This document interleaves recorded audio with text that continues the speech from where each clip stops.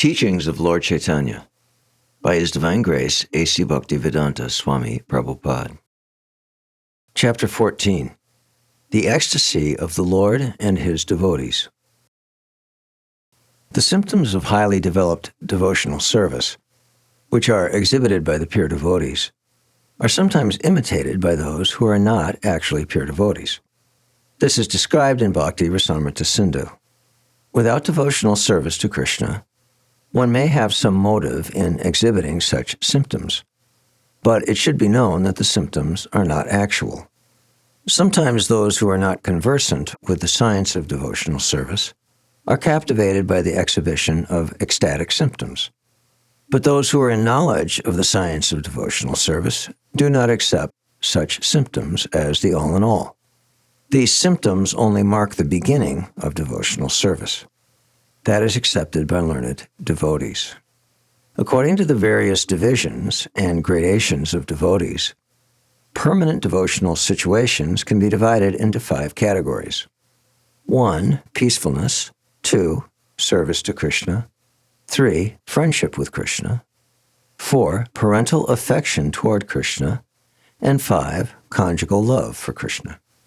Each division has its own different taste and relish, and a devotee situated in a particular division is happy in that position. Characteristic symptoms exhibited by a pure devotee are generally laughing and crying. When emotions are favorable, a pure devotee laughs, and when emotions are not favorable, he cries. Situated above these 2 emotions is permanent love, which is called sthayi bhava. In other words, attachment to Krishna is permanent. That permanent loving attitude is sometimes mixed with different kinds of taste called vibhava, anubhava, and vyabhichari. Vibhava is a particular taste for attachment to Krishna, and it can be divided into 2 further categories, alambana and udipan. In the Agni Purana and other authoritative scriptures, that which increases one's love of Krishna is said to be vibhava. And when Krishna is the objective, vibhava is increased as alambana.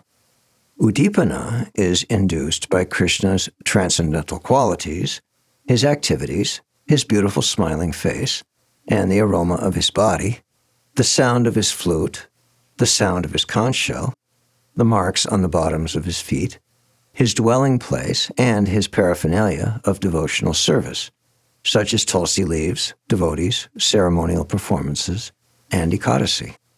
Anubhav occurs when feelings and emotions within oneself are exhibited. In the attitude of anubhav, one dances and sometimes falls down, sometimes sings loudly, shows convulsions, yawns, and sometimes breathes very heavily, all without concern for circumstances. The external features exhibited on the bodies of devotees are called udbhasvara.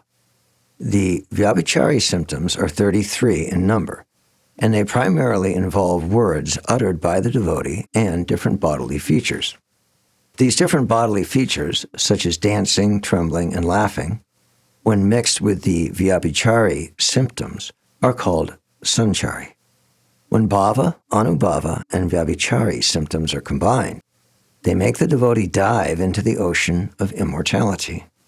That ocean is called the Bhakti-rasamrita Sindhu, the ocean of the pure nectar of devotional service, and one who is merged in that ocean is always wrapped in transcendental pleasure on the waves and sounds of that ocean. The particular rasas, flavors, or tastes of the devotees who merge into that ocean of Bhakti-rasamrita are known as neutrality, servitorship, friendship, parenthood, and conjugal love. Conjugal love is very prominent, and it is symptomized by the devotees decorating his body to attract Krishna. The flavor of servitorship increases to include affection, anger, fraternity, and attachment. The flavor of friendship increases to include affection, anger, fraternity, attachment, and devotion. And in parenthood, the attachment increases to include affection, anger, fraternity, attachment, and devotion. There are also special flavors experienced in friendship with the Supreme Lord, and these are manifested by friends such as Subal, whose devotion increases up to the point of bhav. The different rasas are also divided into two kinds of ecstasy, called yoga and viyoga, or meeting and separation. In friendship and parenthood, the feelings of meeting and separation are various. The situations known as rudha and adirudha are possible in the conjugal love relationship.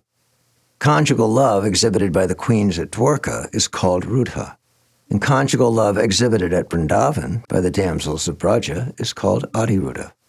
The highest perfection of adirudha affection in conjugal love involves meeting, madan, and separation, mohan. In the ecstasy of madan, meeting, there is kissing, and in the ecstasy of mohan, separation, there is udgurna and chitrajalpa. As far as chitrajalpa is concerned, in Srimad Bhagavatam, there is a portion known as Brahmara Gita, in which various kinds of chitrajalpa are mentioned. Udgurna is a symptom of separation, and there is also a symptom called transcendental insanity. In that transcendental insanity, one thinks that he himself has become the Supreme Personality of Godhead. In such an ecstasy, he imitates the symptoms of Krishna in different ways. There are two kinds of dresses worn in that relationship of conjugal love, and they are called sambhoga and vipralamba. On the sambhoga platform, the dresses are unlimited, and on the vipralamba, they are 4 in number. The ecstasy exhibited before the lover and beloved meet, the ecstasy experienced between them after meeting, the state of mind experienced by not meeting, and the state of mind experienced after meeting, fearing separation, are called vipralamba. That vipralamba serves as a nourishing element for future meetings. When the lover and beloved meet all of a sudden and embrace one another, they feel an ecstasy of happiness, and the state of mind they experience in that ecstasy is called sambhoga. According to the situation, sambhoga ecstasy is also known by 4 names. 1. Sankshipta, 2. Sankirna, 3. Sampanna, and 4. Samriddhiman. Such symptoms are also visible during dreams. The mental state experienced before meeting is called purvarag. The obstacles which sometimes impede the meeting between lover and beloved are called mana, or anger. When the lover and beloved are separated, the mental state experienced is called pravas. Feelings of separation, which are present under certain conditions, even when the lovers meet, are called love anxieties, or prema vaichitya. Such love anxieties are exhibited in Srimad Bhagavatam by the princesses who kept awake nights and watched Krishna sleep. They were afraid of being separated from Krishna, and they always talked amongst themselves about how they had been affected by Krishna's beautiful eyes and his smile. The Supreme Lover is Krishna, and he is situated in Vrindavan, and the Supreme Beloved is Radharani. Krishna has 64 important qualifications, and his devotee takes transcendental pleasure in hearing of them. As explained in Bhakti-rasamrita Sindhu, the characteristics are as follows. 1. His body is well constructed. 2. His body has all auspicious symptoms. 3. His body is beautiful. 4. His body is very glorious. 5. His body is very strong. 6. He always looks like a boy of 16. 7. He is well versed in various languages. 8. He is truthful. 9. He is decorated with pleasing words. 10. He is expert in speaking. 11. He is very learned. 12. He is very intelligent. 13. He is influential. 14. He is joyful. 15. He is cunning. 16. He is expert. 17. He is grateful. 18. He is firmly convinced. 19. He knows how to deal with different circumstances. 20. He is always conversant with scriptural injunctions. 21. He is clean. 22. He is controlled by his devotees. 23. He is steady. 24. He is self-controlled. 25. He is forgiving. 26. He is grave. 27. He is speculative. 28. He is fair in his dealings. 29. He is magnanimous. 30. He is religious. 31. He is a great hero. 32. He is merciful. 33. He is respectful. 34. He is competent. 35, he is gentle. 36, he is modest. 37, he is the protector of the souls surrendered unto him. 38, he is the deliverer. 39, he is the friend of the devotees. 40, he is submissive to love. 41, he is all auspicious. 42, he is most powerful. 43, he is famous. 44, he is devoted to all living entities. 45, he is worshipable by everyone. 46, he is very attractive to all women. 47, he is partial to his devotees. 48, he is full of all opulence. 49, he is the supreme controller. 50, he possesses all honor. These 50 qualities or characteristics are fragmentally present in every living entity. When they are completely spiritually free and situated in their original condition, all these qualities can be perceived in human life in minute quantity. In Krishna, however, they exist in totality.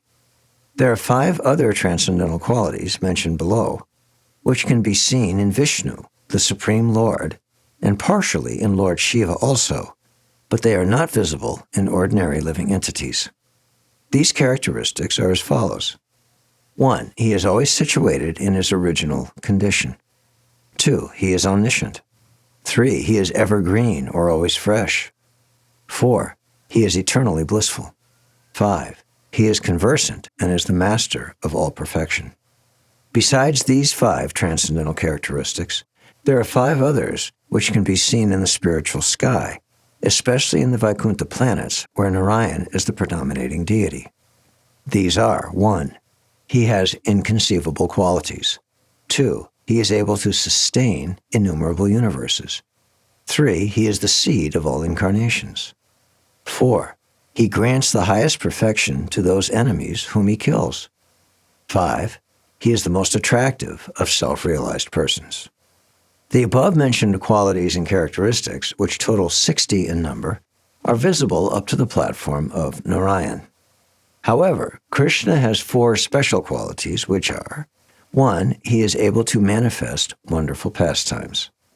2, he is expert at transcendental flute playing. 3, he is surrounded by loving devotees.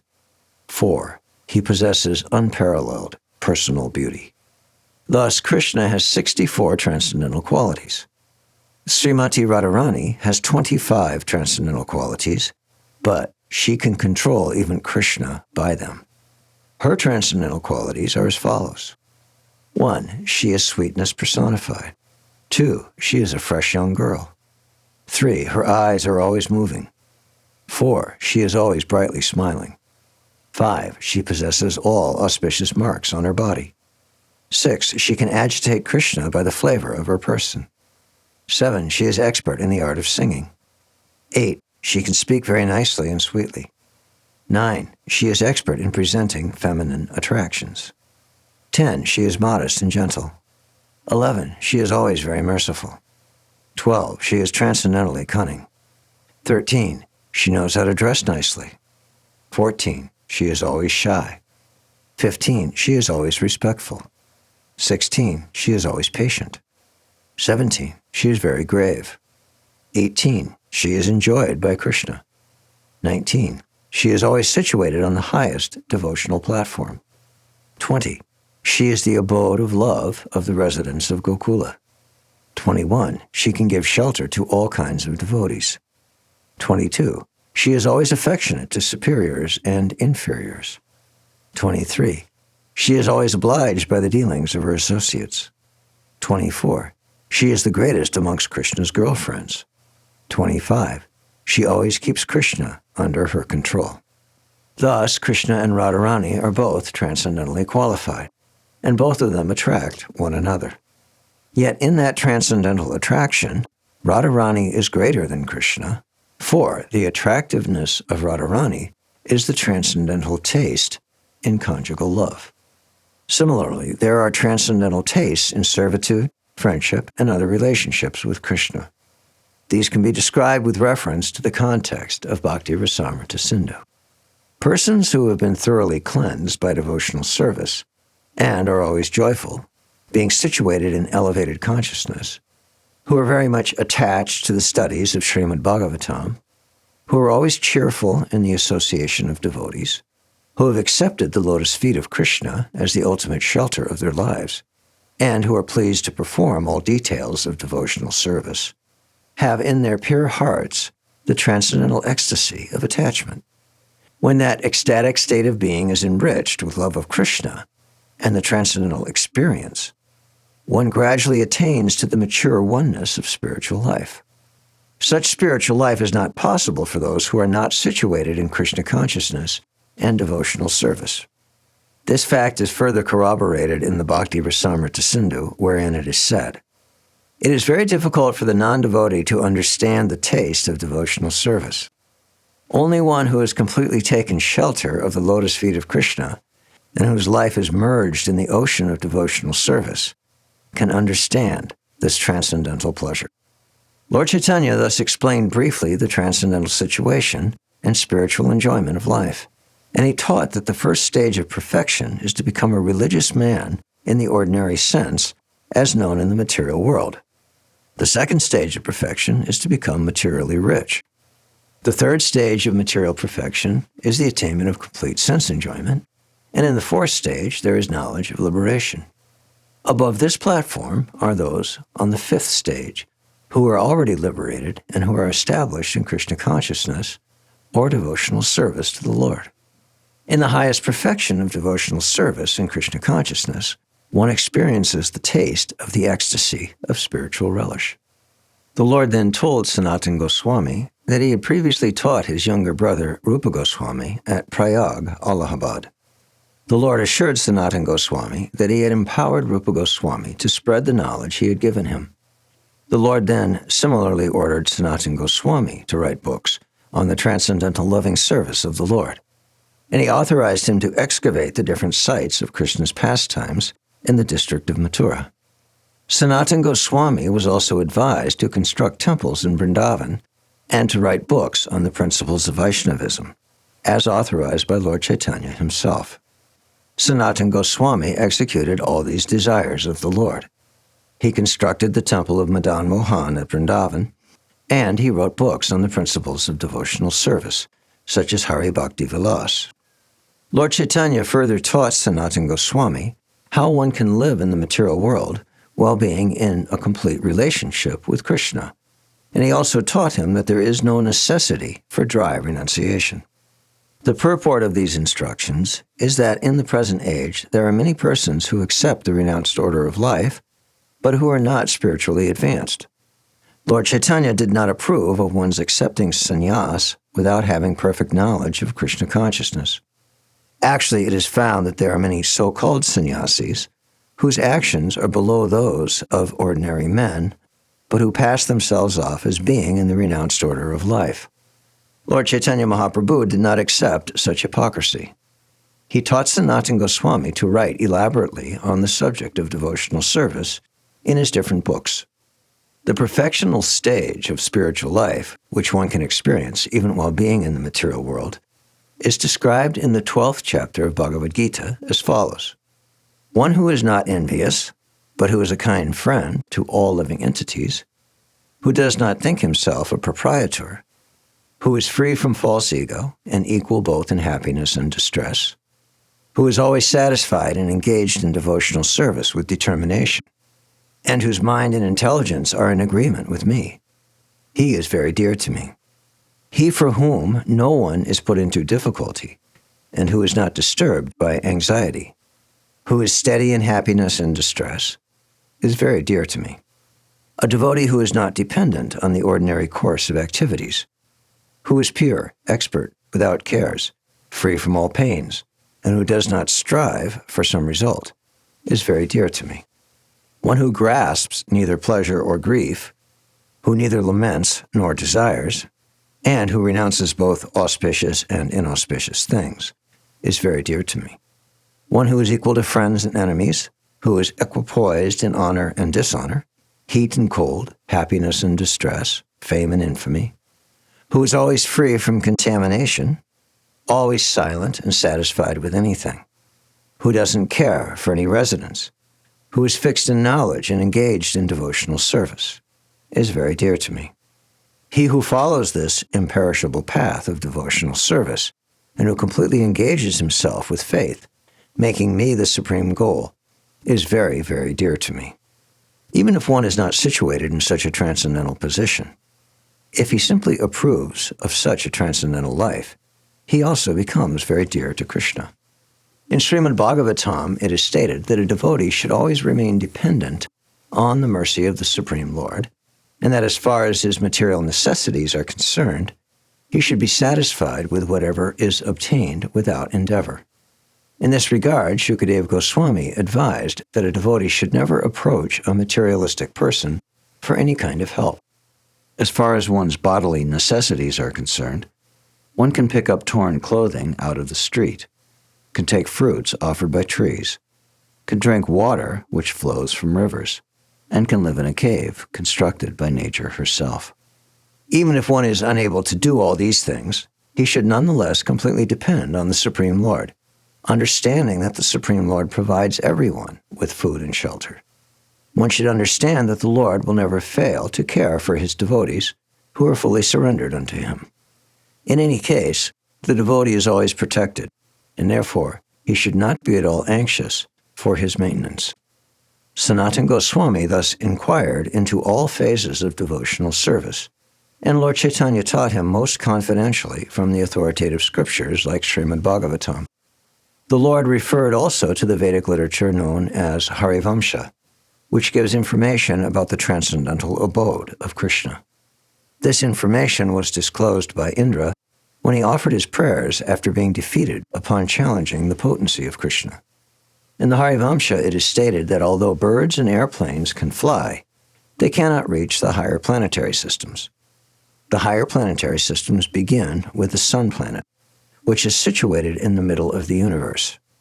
Beyond the Sun, there are other planetary systems where persons who are elevated by great austerities and penances are situated. The entire material universe is called Devi Dham, and above it there is Shiva Dham, where Lord Shiva and his wife Parvati eternally reside. Above that planetary system is the spiritual sky, where innumerable spiritual planets known as Vaikunthas are situated. Above these Vaikuntha planets there is Krishna's planet known as Goloka Vrindavan. The word Goloka means planet of the cows. Because Krishna is very fond of cows, his abode is known as Goloka. Goloka Vrindavan is larger than all the material and spiritual planets put together. In the prayer contained in the Harivamsha, Indra admitted that he could not understand the situation of Goloka, even by asking Brahma. Those who are devotees of the Narayan expansion of Krishna attain the Vaikuntha planets. But it is very difficult to reach Goloka Vrindavan. Indeed, that planet can be reached only by persons who are devotees of Lord Chaitanya or Lord Sri Krishna. It was Indra who admitted to Lord Krishna, "You have descended from that Goloka planet in the spiritual world, and the disturbance which I have created was all due to my foolishness." Therefore, Indra begged Lord Krishna to excuse him. The last phase of the pastimes of Lord Krishna is described in Srimad Bhagavatam as Masala Lila. This includes the mystery of Krishna's disappearance from this material world. In that pastime, the Lord played the part of being killed by a hunter. There are many improper explanations of the last portion of Lord Krishna's pastimes, such as descriptions of the incarnation of Krishna's hair. But Lord Chaitanya properly described these pastimes and gave them the right interpretation. As far as the incarnation of Krishna's hair is concerned, there is mention in the Srimad Bhagavatam, the Vishnu Purana, and the Mahabharata. It is stated there that the Lord snatched a gray hair and a black hair from his head, and that these two hairs entered into the wombs of two queens of the Yadu dynasty, namely Rohini and Devaki. It is also stated that Lord Krishna descends to the material world in order to vanquish all the demons, but some say that Krishna is the incarnation of Vishnu, who lies in the ocean of milk within this universe. Srila Rupa Goswami, in his Laghu Bhagavatamrita, and his commentator, Sri Baladev Vidyabhushan, have discussed these points fully and have established the exact truth. Sri Jiva Goswami also discussed these points in the Krishna Sandarbha. When Lord Caitanya finished his instructions to Sri Sanatana Goswami, Sanatana, being empowered and enlightened, was so transcendently pleased that he at once fell at the feet of Lord Caitanya and said, "I am born of a very low family, and I have always associated with lowly people. Therefore, I am the lowest of sinners. Yet you are so kind that you have taught me lessons which are not even understood by Lord Brahma, the greatest being in this universe. By your grace, I have appreciated the conclusions which you have taught me. But I am so low that I cannot even touch a drop of the ocean of your instructions. Thus, if you want me, who am nothing but a lame man, to dance, then please give me your benediction by placing your feet on my head." Thus, Sanatana Goswami prayed for the Lord's confirmation that his teachings would actually evolve in his heart by his grace.